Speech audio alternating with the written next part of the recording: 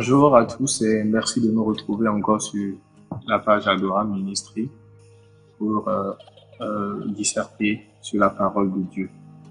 Nous allons prier. Seigneur, nous te rendons grâce parce que ce jour encore, tu nous permets de pouvoir t'écouter. Tu nous permets de pouvoir puiser de ta parole la nourriture, cette nourriture quotidienne là que tu nous as promis. Seigneur, viens nous apprendre quelque chose aujourd'hui. C'est dans le nom de ton Fils qu'on a prié. Amen. Le thème qui nous réunit aujourd'hui, c'est ce que Dieu promet aux justes. Ce que Dieu promet aux justes. Et pour pouvoir aborder ce thème, nous allons lire dans les Psaumes 119, verset 38. Accomplis pour moi, ton serviteur, ce que tu as promis à ceux qui te respectent. Accomplis pour moi, ton serviteur, ce que tu as promis à ceux qui te respectent. Quand nous observons bien ce verset, nous voyons que pour bénéficier des promesses de Dieu, il y a deux préalables. Il faut d'abord être un serviteur de Dieu. Il faut d'abord respecter Dieu, c'est-à-dire qu'il faut respecter ses commandements sur ses préceptes. S'il y a une chose que Dieu nous accorde de façon automatique quand nous sommes ses enfants, c'est l'amour. C'est un amour inconditionnel, un amour sans borne, un amour sans faille. Et cet amour de Dieu, il nous le donne sans rien attendre en retour parce qu'en vérité, nous ne pouvons rien donner en retour à Dieu qu'il ne possède déjà. Et je voudrais qu'on lise dans Jérémie 31, verset 3, qui dit ceci. Le peuple disait, de loin, le Seigneur s'est montré à moi. Et je lui ai répondu, je t'aime depuis toujours et pour toujours. C'est pourquoi je reste profondément attaché à toi. Quand nous regardons ce verset de près, il y a une chose qui me vient tout de suite en tête, c'est que si nous aimons Dieu, nous faisons de façon naturelle ce qu'il attend de nous.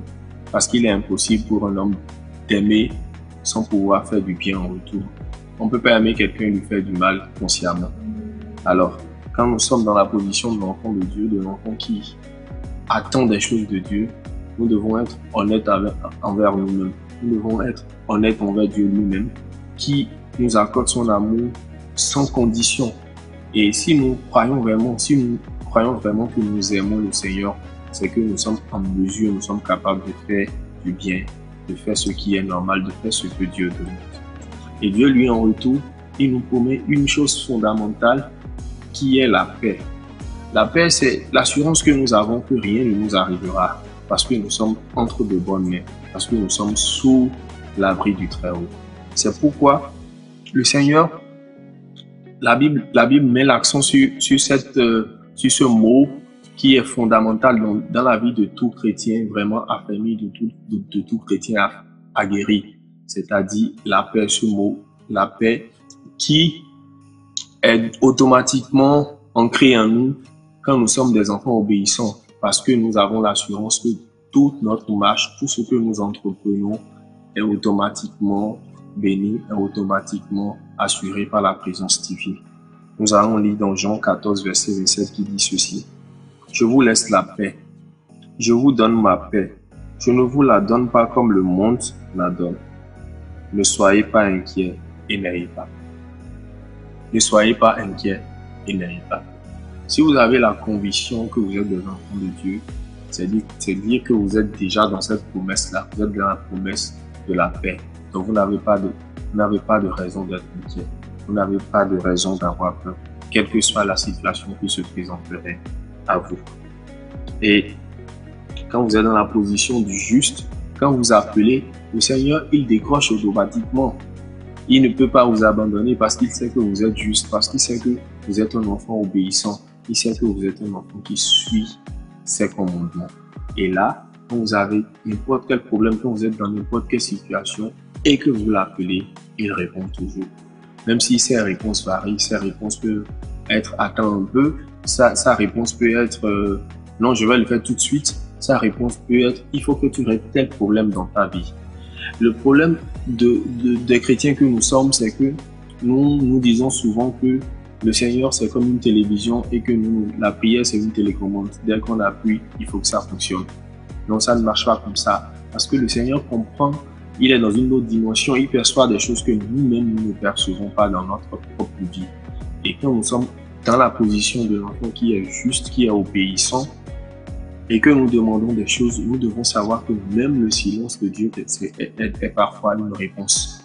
Et pour étayer un peu cela, j'aimerais qu'on puisse lire donc Jérémie 30, qu'on puisse lire Jérémie 33, verset 3 qui dit ceci. Fais appel à moi et je répondrai. Je te ferai connaître de grands secrets que tu ne connais pas. Fais appel à moi et je te répondrai. Je te ferai connaître de grands secrets que tu ne connais pas. Le Seigneur nous a promis donc de répondre à nos appels. Et tout ce que nous avons à faire, c'est d'être obéissant, c'est d'être juste, c'est de travailler la perfection. Et c'est de savoir l'écouter, c'est de savoir entendre ce qu'il dit. Et parfois, c'est de savoir écouter les silences de Dieu. Merci de m'avoir suivi. J'espère que vous avez trouvé des réponses à certaines de vos préoccupations, de vos questions. Sinon, vous pouvez nous laisser des messages en inbox ou en commentaire sous cette vidéo. Nous allons prier. Seigneur, je te remercie pour ce moment que tu nous as donné de partager. Je te prie de nous ouvrir davantage les oreilles et les yeux afin que nous puissions percevoir les secrets, les choses les plus cachées dans nos vies et que nous puissions régler les problèmes qui nous empêchent de pouvoir te comprendre rapidement et qui empêchent notre évolution. C'est dans le nom de ton Fils que j'ai prié.